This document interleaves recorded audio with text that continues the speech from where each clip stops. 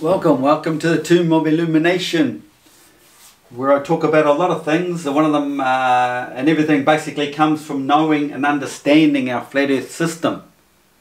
Because you can't connect to the greater realm, understand the meaning to life, unless you know and understand the flat earth design and how it's connected to us spiritually, physically as the brain, two hemispheres of the brain.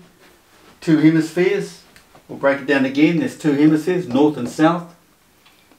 It's a slice through the donut, you could describe it as, or a pizza with a hole in the middle. Well, I talk about a lot of things, and today's video is celestial. Here in New Zealand on the 13th of July we celebrated Matariki. Matariki is a Maori event, and they claim it's theirs and theirs only, I think. But I'm giving you the other version, okay? They've got their version, and I don't think they've got enough history or understanding to know exactly what it's all about. Well, I can tell you they don't. So I am about to reveal to the world what this Matariki is actually all about. Now, their Matariki is the coming of Pleiades, the constellation, 7 stars, 6 possibly, 1 hidden. Well, if you've seen my earlier videos, I've talked about the Sirius, the arrival of Sirius. How we have Sirius on one horizon and Antares on the other. Like you could say counter forces. Okay?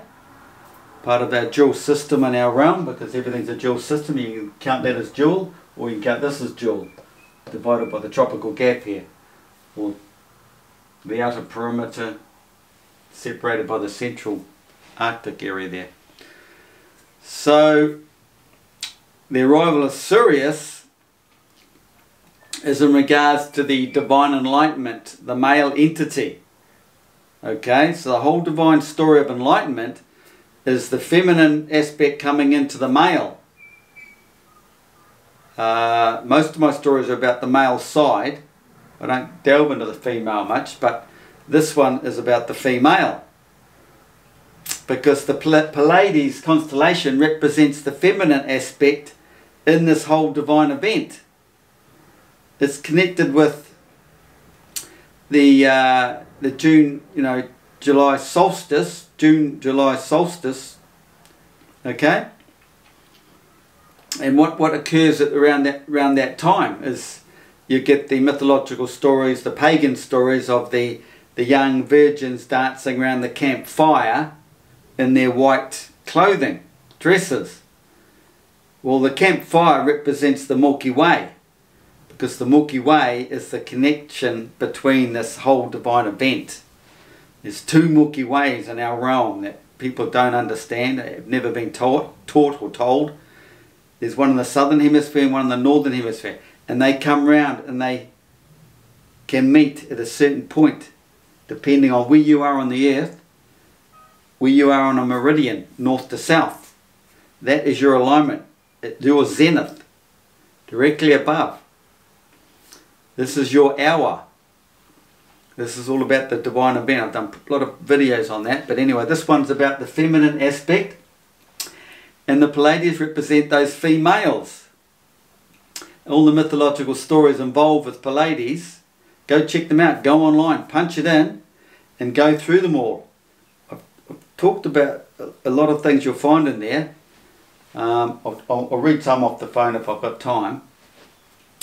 But so just behind Pleiades is Antares, and then Antares is connected to the black dog Anubis, the Egyptian story, and what they are doing is maybe honouring the mother, because the feminine represents the mother of creation. Without the female we'd have no mother, the most divine. When you understand the spiritual side of the female, it's flipping, it's orgasmic. Amazing, okay? It's a beautiful thing. So, like I say in my previous video, we talked a lot about the male aspect, and when Sirius arrives, that is your season of enlightenment, okay? When Sirius arrives on the western horizon and travels through the sky over to the western horizon, okay? That's because the west signifies death, dying. He's dying on the crossover, okay? And then up pops Antares, which takes through the underworld. So it's basically Sirius is going under there, but Antares is driving you in the underworld. So then the people who get enlightened in this enlightenment season, spring, September spring, then get mummified and taken through the underworld for the 72 days. The Egyptians wrote all about this. It works out 72 days. The Osiris story. I'll do a video on that soon. If I get my Patreon numbers up. Explain the whole Osiris and Isis story. Never been told before. Never explained properly. So it's all about the mother and the female. And when you look at Antares, what's Antares doing? That's the mummification. And they're wrapping the bodies in white linen. So we come back to the white linen again. It's all to do with the white. You've got the wedding veil of the woman. She covers her face, so she's hidden. And that represents the seventh entity in the seven. Well, enlightenment involves 7 colours of the rainbow. But there's one hidden, like Pleiades is supposed to represent 6 and the one is hidden, and that is the mother. So you've got the 7, you could say there's 7 stars involved, but it needs the mother that you don't see here. She comes along, she is the full moon in the Milky Way. She makes the 7th. Like in Enoch when he says, when the moon is balanced, which means bang on that alignment in the Milky Way, when she is even light, she gives her 1/7, adds it to there.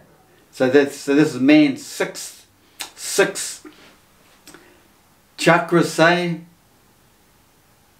whatever frequencies in the system. He needs that 7th entity, and that's the full moon in his sign when he was conceived as a child, as a baby, at conception, the moon sign. That comes around later on in life, comes back to give him his second birth. This is rebirth.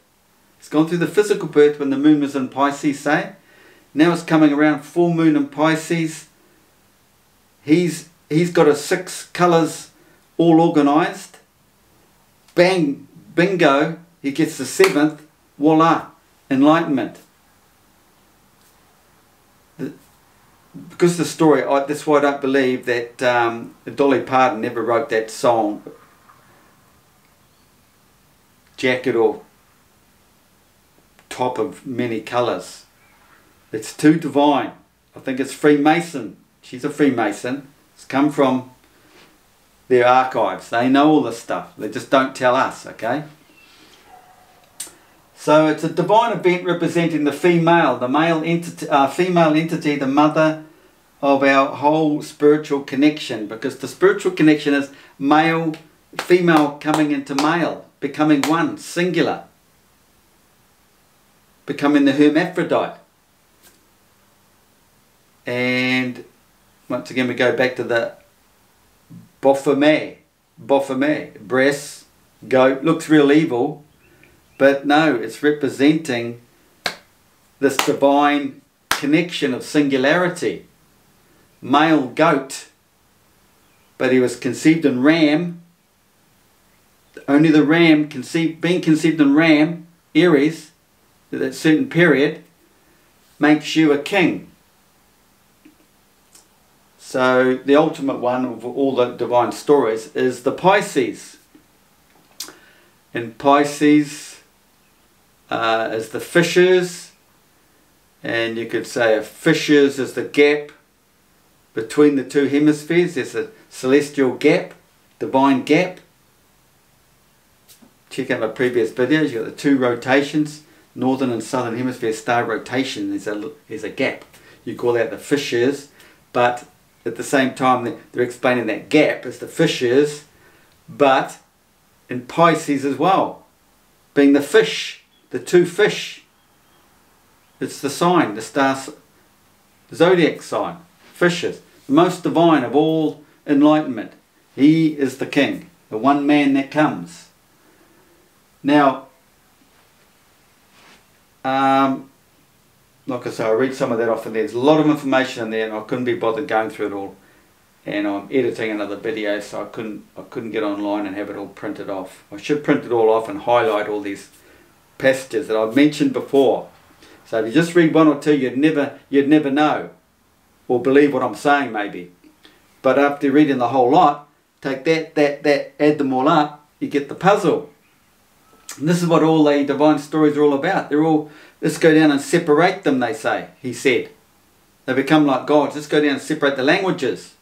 So they're everywhere. You need to read lots of philosophical stories, myths and legends, all the religions, the whole Nagamati library to understand fully. Remember, things aren't literal. You have to use this thing. So, okay, so let's look at the word matariki, the Maori word. Matariki, break it down in etymology. Mata, to kill. Sacrifice, it's about the sacrifice. Because this person is sacrificed.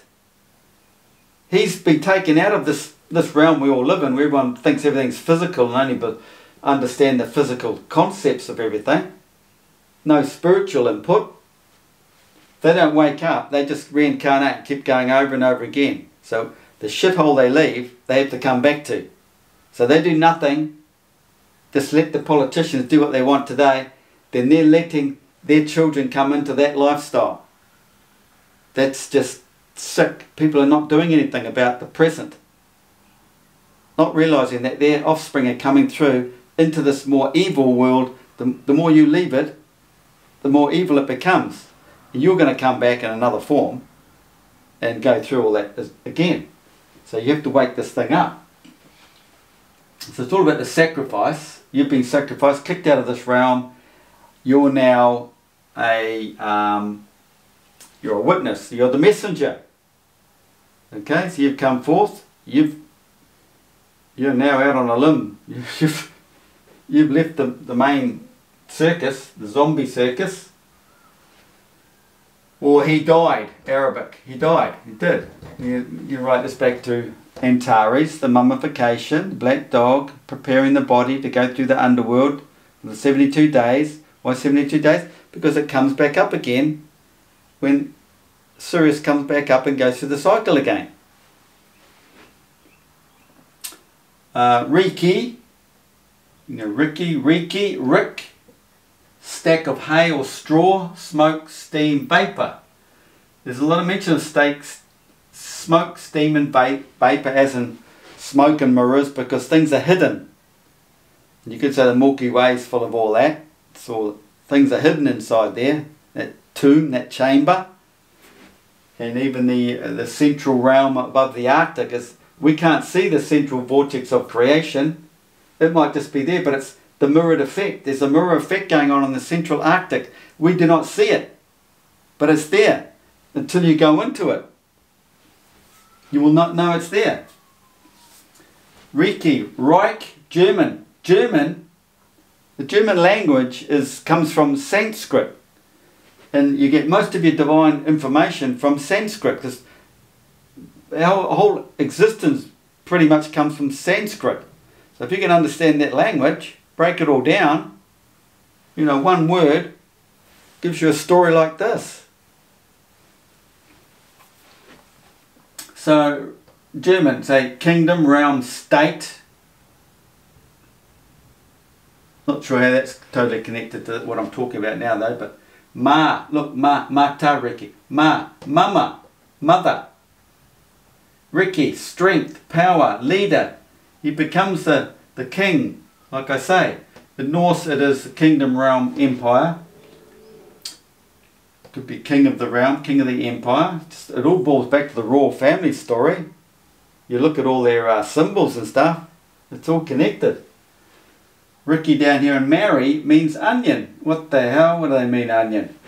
Well, the star rotations, you know, the 2 star rotations are layered like onions. How would they know that though, eh? Because everybody back in the ancient time, we'd gone through a cycle. They all knew everything. Well, we're discovering now, they knew it all. The star rotations. You look at it, it's like layers of onions.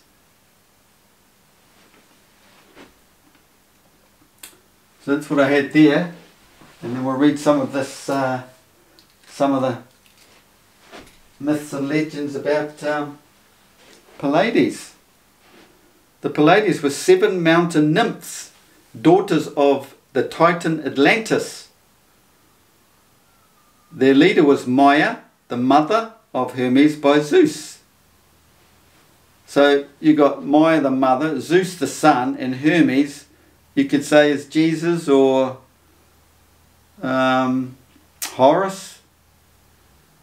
Same sort of story, same story. 5 of the other Pleiades were also loved by gods.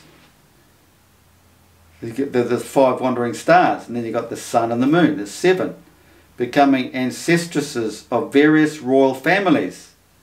Illuminated, become royalty, kings, including those of Sparta and Troy.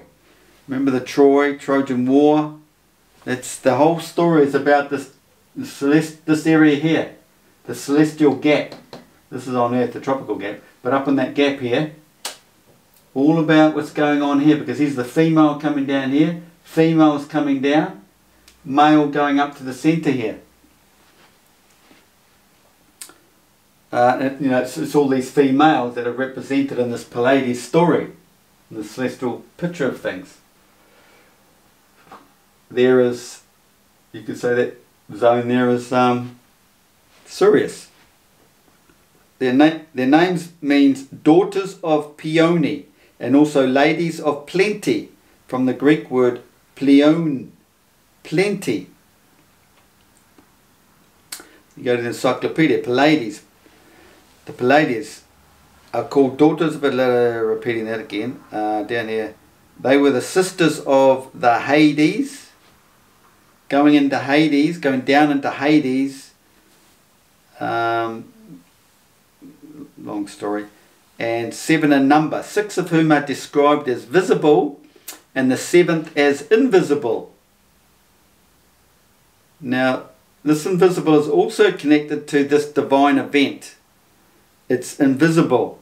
Man does not see it, but I'm about to just expose it all on my Patreon page. So if you're interested in this sort of stuff and you like my content, please give me a like, subscribe, and don't be afraid to get into that Patreon page. It's only $3.50 American a month.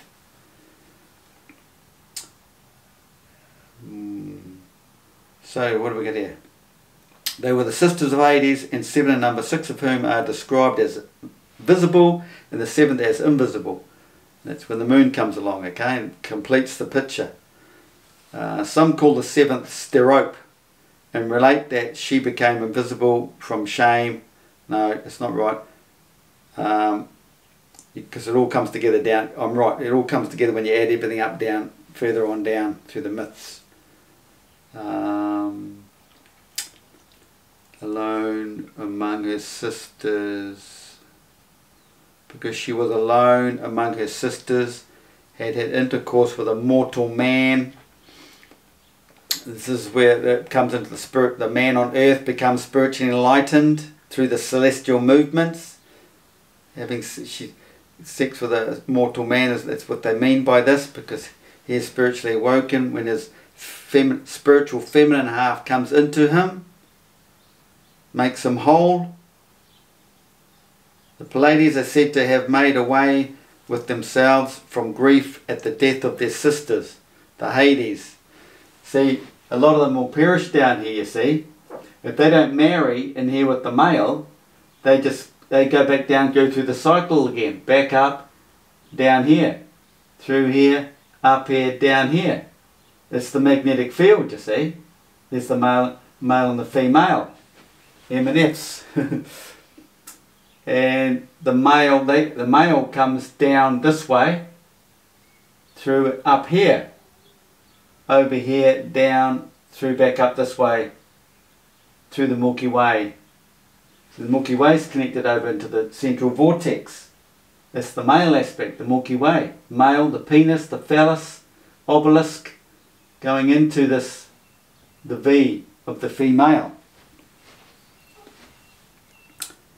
The Pleiades are said to have made way with themselves from grief, death of their sisters, the Hades, or at the fate of their father Atlas, and were afterwards placed as stars at the back of Taurus, where they form a cluster resembling a bunch of grapes. The connection with the grapes I had organised, but I haven't now.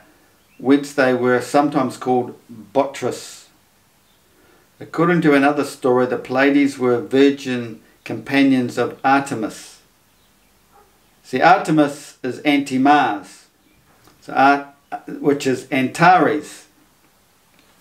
And together with their mother Peony were pursued by the hunter Orion. See, Orion's belt's just behind Pleiades, coming up. Ota, their prayer to be rescued from him was heard by the gods, and they were metamorphosed into doves. Pleiades, doves, yeah, and placed among the stars. See, doves are a precursor to the divine event for the male. The dove comes along in his life. I'll get onto that subject one day. The rising of Pleiades in Italy was about the beginning of May, and their setting about the beginning of November. No, so the pagan story was May, wasn't it? When the females in their white dresses dancing around the fire. That was May, wasn't it? Not. Well, I think some of the stories are connected with the June solstice. But anyway, that's what it's all about. It's all about the white clothing, the white mummification of the sending you into the underworlds. That white, it's the net, the linen, the white veil, the white dresses, weddings. Where all the weddings come from. Remember, we replicate everything from up there, from creation. It's this male and female entity. It's all about this divine event up there. We replicate what's as above, so below. That's why it gets confusing sometimes whether history is actually history, whether it really actually physically happened on our earth down here, or is it just part of the story up there? Because we replicate everything up there anyway. Well, it's hard to describe. I'll move along. The rising of the Pleiades, further on down. Let's read into another one. Okay, what have we got here? The Pleiad nymphs. Hesiod astronomy. From Scholarus, blah blah blah, all these fancy names. The Pleiades, whose stars are these: lovely Tigeta and dark-faced Electra. And they go through all the names, and then they say, and then is Maya and Merope, who glorious Atlas begot in the mountains of Selene. She, Maya, bare Hermes, the herald of the gods. See, so the moon comes along, creates the child, makes up the seventh, and create the birth, the rebirth, second birth, the child, spiritual awakening. He's not a baby, he's a man, a full-grown man, a spiritual birth. For near the Pleiades, those mountain maids, mountains, once again it's on the mountain, This is all about the mount, the holy place. There's a gap, which will show you this. Even these clocks, that clock represents the place. Plinth separated, they're both separated with these pillars. Okay, and it's about time. Time. Your time. All the ancient pillars and all that represent that separation at the magical time. I'll get into that on my Patreon page. Now I've got to go back to emails, don't I? Ooh, and that just... Here we go. Pleiades. In the Greek word for doves, the maidens are called wingless because they are not actually birds. As stars, they are named phantoms of the night.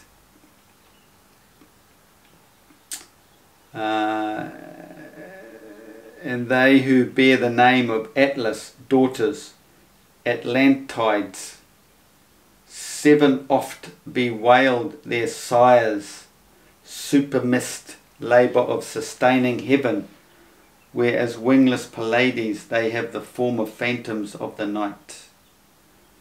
To Atlas and Oceanus, daughters Peony, were born on Arcadian Cilian, 7 daughters called the Pleiades, whose names are blah blah. I'll think to that. I don't know. At the base of these mountains, Liprion, on the seaboard, are 2 caves. Now, you could say the opening is a cave. Oh, 2 caves, the 2 Milky Ways coming together. Inside the Milky Ways, the core. That alignment, right? And the seaboard. So the seaboard is always represented by the 2 star rotations. The star rotations, and then the northern star rotation. There's this gap. The seaboard. This is the seaboard. The river banks. Banks of the Nile. Banks of the Jordan. Whatever you want to call it. The seabed. Oh, that's the bottom. No, seabed. That's different. Seabed. No, yeah, check out an earlier video. I've broken down the word sea bed. Sea bed. So the seas, the 2 seas. Could say it's the 2 seas, like in my previous video. And there's your sea there. Bed. You could say that's the bedding. Bed, maybe, maybe not. Anyway, moving along. Was slain at Troy. Slain at Troy. So they get slain here. If they don't marry, they die and go through the cycle again. And this is like, see, you can say this, my fingers represent, some get caught, some will go through, so meaning your eggs, it's all in the waters. Your eggs miss out, that egg gives birth to a person on earth. These ones don't. They go through the cycling system.